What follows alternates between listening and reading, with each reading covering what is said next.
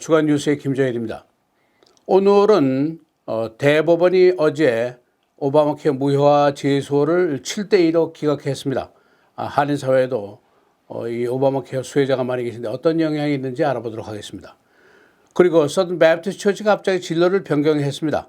열렬한 보수주의에서 온건주의, 마드레이스로 선언을 했는데 무슨 의미인지, 왜 그렇게 했는지, 또 우리가 배울 점은 무엇인지 알아보도록 하겠습니다. 그리고 물가가 계속 치솟고 있습니다. 이 이유가 무엇인지, 실생활에 미치는 영향은 어떤 것이고, 언제나 가격이 정상화될 것인지 전망을 해보겠습니다. 세 가지 소식을 정리해서 말씀드리겠습니다. 먼저 연방 대법원이 어제 다시 한번 오바마 케어를 무효화하라는 소송을 기각을 했습니다. 이번 소송은 트럼프 행정부 그리고 공화당 다수주인 검찰총장들의 제소로 이루어지게 된 것입니다. 지난 11년 동안 오바마 케어가 탄생한 이후로 오바마 케어를 없애려는 제소는 수십 건에 달했습니다만 대법원에서 기각 판결을 받은 것은 이번이 세 번째입니다. 2012년, 15년, 21년 세 번 모두 기각을 당하게 된 것입니다. 이 키 이슈를 보면은 먼저 individual mandate, 오바마 케어 프로그램을 위해서 전 국민이 이제 프리미엄을 부담해야 되는데 국가가 개인에게 보험 상품을 강매할 권리가 있느냐 하는 도전을 얘기합니다. 이미 전에도 이런 법적인 도전이 있었습니다. 그리고 두 번째는 부모 보험을 통해서 26세 이하의 자녀들에게 보험 혜택을 주는 프로그램을 얘기하는데 이것이 어떻게 되는 것이냐 하는 문제가 있고, 그리고 이제 가장 중요한 건 pre-existing condition 조항을 없애자는 것입니다. 이 한마디로 오바마 케어를 놓고 벌어진 싸움은 있는 자 그리고 없는 자와의 대결이다라고 볼 수도 있습니다. 왜냐하면은 오바마 케어는 이제 수천만 명의 무보험자를 구제하는 방안인데 그 재원이 어디서 나오느냐? 고소득자의 세금으로 이루어질 수밖에 없습니다. 또 전 국민에게 보험을 프리미엄을 강매해야 될 수밖에 없습니다. 그러니까 즉 없는 자와 있는 자의 대결이라고 볼 수 있는데, 있는 자들의 생각에서는 이것을 부지런한 자와 게으른 자의 대결이다 이렇게 생각하는 사람도 있습니다. 나도 힘들게 일하는데 직장을 가든지 보험 상품을 구입할 수 있도록 열심히 일을 해라. 불로소득을 바라지 말아라. 여기에 자본주의 사회인데 있는 것이 죄가 돼서는 안 되지 않느냐. 이런 논리를 세우는 사람들도 있습니다. 여하튼 어제 판결로 계속해서 없는 자들 1억 3,300만 명이 암이라든가 천식, 당뇨, 예방치료 등을 혜택으로 받을 수가 있게 되어 있습니다. 여론조사 결과를 보면은 있는 자와 없는 자들 사이에 정서를 이제 느낄 수가 있는데 민주당 쪽에서는 82%가 오바마 케어를 찬성하고 있습니다. 반대는 10%에 불과합니다. 그러나 반대로 공화당 쪽에서는 17%가 찬성을 할 뿐이고 반대가 75%에 달합니다. 그러나 전반적으로는 54대 30 정도로 예스가 많다고 볼 수가 있습니다. 이렇게 보수와 진보 사이에 심각한 차이가 있는 것이고, 그래서 제가 틈만 나면은 양쪽의 찬반의 기본 틀을 이해해야만이 미국의 여러 가지 정치적인 현상, 사회적인 현상을 이해할 수 있다 주장하는 이유가 바로 여기에 있는 것입니다. 이 3,100만 명이 오바마 케어와 메디케이 확대로 혜택을 받게 되는데 pre-existing condition 조항으로 혜택을 받는 사람은 5,400만 명 정도가 됩니다. 만일 오바마 케어가 없으면 1억 3천만 명이 보험 혜택을 받을 수가 없게 됩니다. 조금 세분해 보면 현행법상으로 소비자가 전체 개인 수입의 8.5% 이상을 보험료로 지불하지 않도록 되어 있습니다. 그리고 연방 빈곤선의 400%, 개인으로서는 5만 $1,000 정도, 그리고 가족당 10만 $4,000 소득이 이하지 않은 이 도움을 받을 수가 있게 되어 있습니다. 두 번째로 메디케이드, 저소득층 가정, 장애자, 노인들의 혜택인데 개인당 $18,000 연수입, 빈곤선의 138%까지 혜택을 받을 수가 있습니다. 지금 현재 38개 주가 이 메디케이드를 확대하고 있는데 전체적으로 약 1,500만 명 정도가 혜택을 받고 있습니다. 이 프로그램에 이제 들어가게 되면은 3년 동안 연방 정부가 100%를 지원하고 점차로 이제 지원 범위를 줄이도록 이렇게 되어 있습니다. 그리고 또 한 가지 중요한 것이 이제 메디케어인데 6,100만 명의 노인들, 장애인들이 혜택을 받을 수가 있게 됩니다. 예방치료, 유방검사, 대장검사 등이 이제 커버가 되고 연수 $85,000, 4인 1가족 $17만 수입자 이하면 무료로 혜택을 받을 수가 있습니다. 그리고 네 번째로 50인 이상을 고용하고 있는 사업체를 통해서 1억 5천만 명의 혜택을 받게 되어 있습니다. 26세 이하의 자녀들의 혜택, 예방검사, 그러니까 코로나 콜로노스코피라든가 메모그램이라든가 이런 것을 무료로 할 수가 있습니다.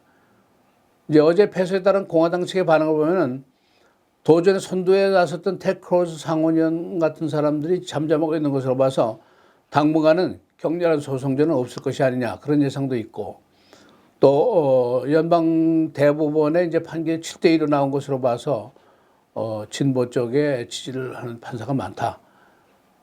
또 보수 진보 모두가 오바마 케어의 실익을 이해하고 있기 때문이 아니냐 이렇게 풀이하는 사람들도 있습니다. 네, 계속해서 미국 기독교 최대의 그룹인 Southern Baptist Church 이 교단에 아주 큰 이변이 생겼습니다. 지난 화요일 Southern Baptist Church 교단이 오랜 그리고 열렬한 보수주의에서 온건주의 마드레이스로 진로를 바꾸게 된 것입니다. 이 선거전에서도 보수주의를 대표하는 회장 후보가 떨어지게 됐고 온건 측의 그룹 후보인 에드 리튼 목사가 당선이 되었습니다. 52대 47 비교적 큰 비율의 차이로 당선과 낙선이 이루어졌습니다.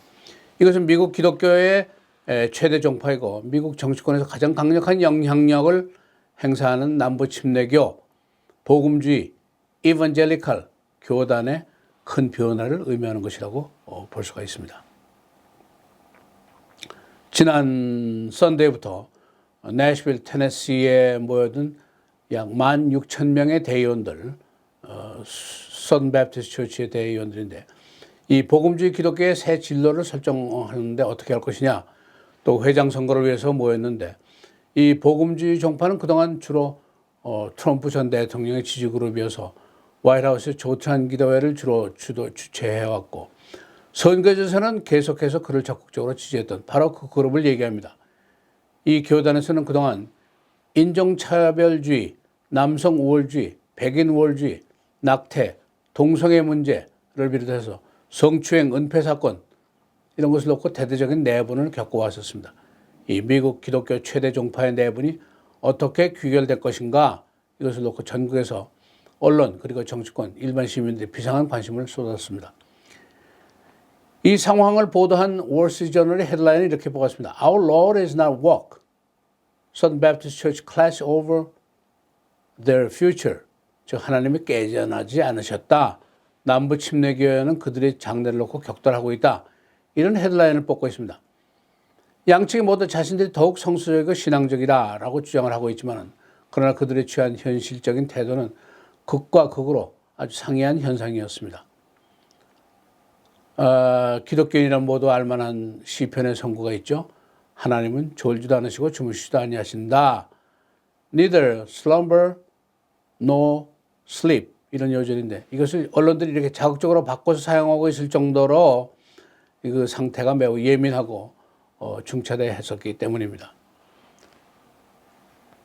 이 한국 기독교가 미국의 선교에서 시작이 됐고 미국으로부터 수입한 기독교가 이제 한국에서 자리를 잡게 된 것은 우리가 다 아는 일이고 또 우리 이민교회들이 다시 한국교회를 역수입해서 지금 자리를 잡게 됐는데 그러나 미국 기독교 내의 이슈라든가 문제점이라든가 이런 것을 우리가 이해하기가 쉽지가 않습니다. 우선 왜 남봉꾸리고 분열과 미움의 정치를 주도한 트럼프를 Southern Baptist Church가 지지하는가 그런 의문이 있고 왜 교리상의 가르침대로 억압받고 고난받고 하는 그룹의 편을 들지 않고 보수주의라는 기치를 내들고 백인 남성 우월주의를 지지해왔는가 또 왜 낙태가 여성의 권리라는 것은 전혀 생각하지 않고 살인행위라고 보는가 또 왜 동성애를 생태적인 불균형의 현상으로 보지는 않고 죄, 신으로 인식을 하는가 이런 이해가 쉽지가 않은 부분이 많이 있습니다. 그런데 이제 해결 방법상의 상이한 그 접근법이 있다고도 볼 수가 있습니다.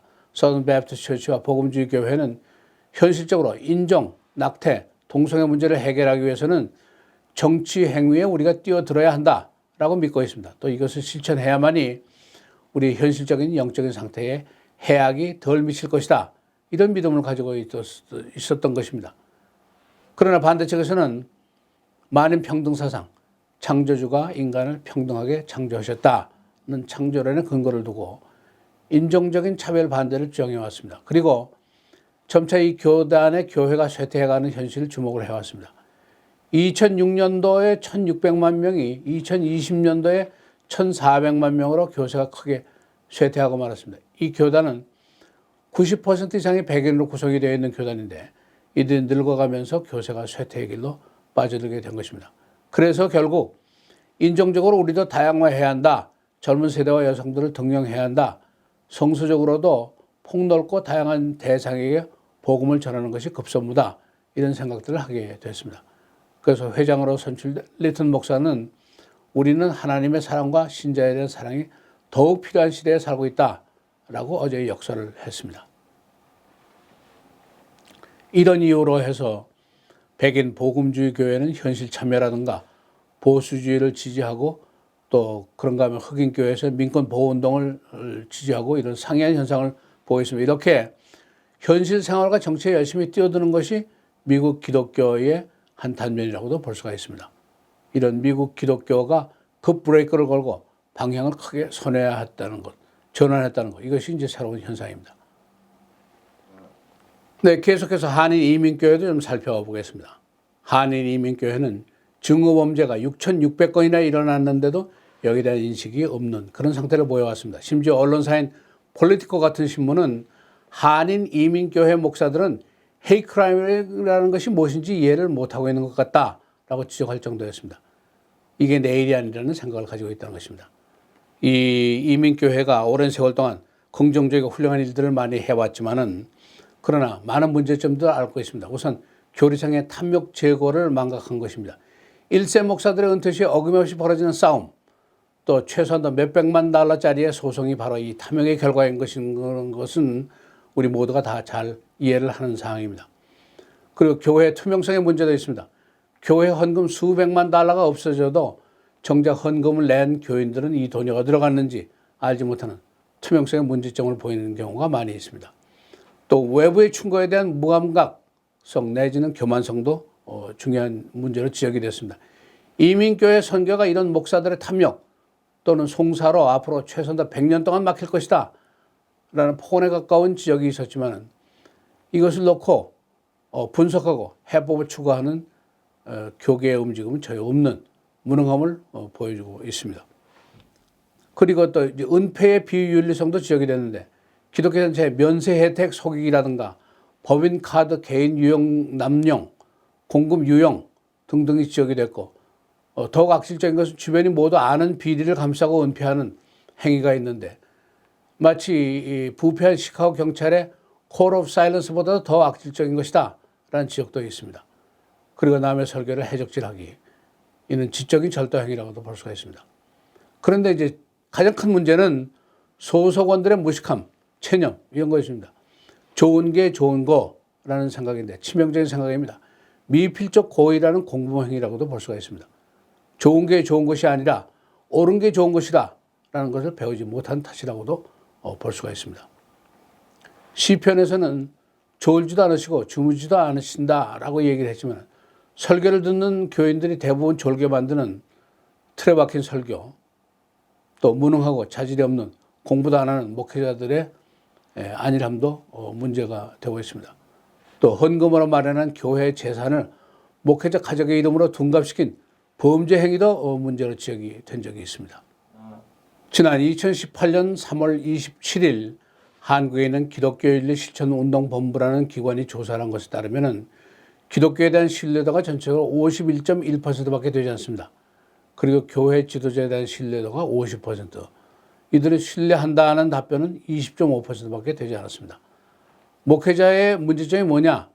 윤리 도덕성이 49.4%, 물질적인 탐욕 31.5%, 사회 현실 이해 불가 11.2% 등 한심한 수준으로 조사 결과가 나왔습니다. 한국 기독교인들의 전체적인 문제점이 뭐냐? 정직하지 못한 거 28%, 배려 부족이 26.8%, 배타성 23.2% 이렇게 나왔습니다. 이 미국 교회 그리고 이민교회의 차이점이 있다면 그것은 한쪽은 변화 그리고 해결점 모색을 위해서 부단히 노력한다는 것이고 다른 한쪽에서는 문제를 은폐하고 외면하고 회피하기에 급급하다는 것입니다. 서든 배프티스트 처치가 급 커브를 돌면서 진로 변경을 모색하고 있는 것은 하나의 좋은 예라고 볼 수가 있습니다. 우리 한인사회 전체가 그동안 오랜 세월 동안 변하지 못해온 한인회를 최근에 폐기 처분해버렸습니다. 은폐와 외면, 회피 이것이 능사가 아니라는 말이 실감이 나는 이야기입니다. 네, 물가가 계속해서 크게 오르고 있습니다. 가솔린 가격이 무려 50% 이상 상승을 했고 유스카 7.3% 상승했습니다. 그리고 선박 운송료가 무려 12배나 올랐습니다. 그리고 쇠고기값이 20% 상승해서 베이컨 소시지 가격도 상승을 했고 소비자들의 주머니가 감당하기 어려울 정도로 상승을 하고 있고 경제적으로는 인플레이션의 위험이 도사리고 있다는 지적까지 나오고 있습니다. 그 이유가 뭐냐 여러 가지가 있는데 우선 코비드-19 이후에 경제가 반등을 하면서 수요 공급의 균형이 크게 깨진 것 이것이 중요한 이유입니다. 그리고 의회와 정부의 돈 풀기로 돈이 크게 돌아가기 때문인 것도 지적이 됐고 이런 현상이 얼마나 지속될 것인가 경제적인 피해는 어느 정도 될 것인가 해답이 두 가지 상이한 것이 나오고 있습니다. 첫째는 가격 상승이 멀지 않아 잡힐 것이다 하는 의견이 있고 둘째는 가격 상승이 오랫동안 계속될 것이고 경제 피해도 심할 것이다 하는 의견도 있습니다. 지금 원자재 가격이 상승해서 목재, 종이, 철 모두 오르고 있고 공장 가동 또 운송 경비가 더 올라가서 인플레이션의 압박이 더 올라가고 있습니다. 그러니까 수요가 올라가면서 원자재 가격도 올라가고 두 가지 악재가 한꺼번에 닥친 것이라고 볼 수가 있습니다. 이런 현상이 이제 18개월에서 24개월 정도 계속이 될 것으로 예상이 된다 하는 의견들이 나오고 있는데 큰일입니다. 가장 큰 가격 상승 분야를 몇 개만 추려서 한번 정리를 해드리겠습니다. 우선 가솔린 가격 평균 50% 이상 상승했고 가장 중요한 원인이 탱커 부족입니다. 그리고 사이버 어택, 원유가 상승 이것도 중요한 일이고 동부 지역 절반에 걸쳐서 유가가 오르고 수요가 급상승하기 때문입니다. 이 서머 트래블 시즌이 겹치고 있는데 정부의 경기 부양책 나온 것도 문제가 되고 있습니다. 그러니까 지금까지 유가가 7주 동안 계속해서 상승을 했는데 아직 최고가를 형성하지 않았다 하는 분석이 대부분입니다. 최고가는 언제냐? 여름 중반 7월이나 8월에 있을 것이다. 그런 예상이 되니까 유가가 계속 조금 더 올라갈 것으로 예상이 됩니다. 그리고 이제 비프, 포크, 고기값도 계속 상승하고 있습니다. 저의 단골 설렁탕집의 주인이 아주 울상을 하고 있는데 카스코가 육류가를 20% 올렸고 운송료도 올라가고 중국과 베트남에서 미국 고기를 수입하는 물량이 크게 늘어났습니다. 그리고 육 가공업체들이 코비드-19로 큰 피해를 봤는데 베이컨 한 팩에 $8까지 거래가 되는 식품점도 있습니다. 그리고 이제 항공료 여름 시즌인데 항공 티켓 가격도 크게 오르고 있는데 low supply, high demand 바로 이것 때문입니다. 코비드-19 수준 전까지 올라갔는데 국내에서는 7%, 국제에서는 13%까지 올라간 것으로 분석이 됐습니다. 항공업계에서는 곧 가격 안정이 될 것으로 생각하고 있는데 그 이유는 이제 수요가 떨어지고 국민들이 직장으로 복귀하게 될 것이다. 그런 생각들을 하고 있기 때문입니다. 자동차, 유스카, 트럭 역시 수요 공급의 불균형 때문이고 공장 폐쇄가 많기 때문인데 유스카가 7.3% 상승했다는 말씀을 앞에서 드렸습니다. 여름 동안 계속해서 상승할 현상으로 예상이 되는데 저임금 근로자들에게는 굉장히 불리한 현상으로 지적이 되고 있습니다. 그리고 이제 가구, 가죽, 철, 목재 가격이 모두 오르고 있습니다. 운송료도 크게 올랐는데 미국의 해운 운송료 한 컨테이너당에 $700 정도 했는데 지금 한 컨테이너당 $6,400까지 올라가서 우리 12배가 올랐다는 통계가 나와 있습니다. 그 밖에 의류라든가 다른 품목들도 계속 오름세를 보이고 있는 것이 굉장히 많습니다. 네, 주요 뉴스입니다. 바이든 대통령이 어제 준틴을 국경일로 하는 법안에 서명을 했습니다. 이는 1865년 6월 19일 노예 해방의 실시를 기념하기 위해서 마련된 것입니다. 금년에는 내일부터 이 날이 국가 공휴일로 잡혀 있습니다. 로컬 뉴스입니다. 베어스가 알링턴 하이츠에 있는 경마장 매입을 시도하고 있습니다. 베어스는 1971년부터 현재 있는 솔저 필드에서 경기를 해왔는데 이 솔저 필드와의 리스는 2033년도에 만기가 되도록 되어 있습니다. 일리노이 주가 코비드-19 백신의 추가 접종을 위해서 $10,000,000를 내걸었습니다. 일리노이주는 오는 7월 8일부터 백신 추가 접종자에게 로라리권을 주는 방안을 마련했는데 당첨금은 현찰이 700만 달러 그리고 대학 장학금이 300만 달러로 되어 있습니다. 날씨입니다. 오늘 최고기온 93도, 내일하고 썬데이 91도 계속 덥습니다. 그러나 월요일에 88도, 화요일부터는 기온이 떨어져서 73도로 예상이 되겠습니다. 오늘 비가 내릴 것으로 예상이 됩니다. 뉴스 마치겠습니다. 안녕히 계십시오.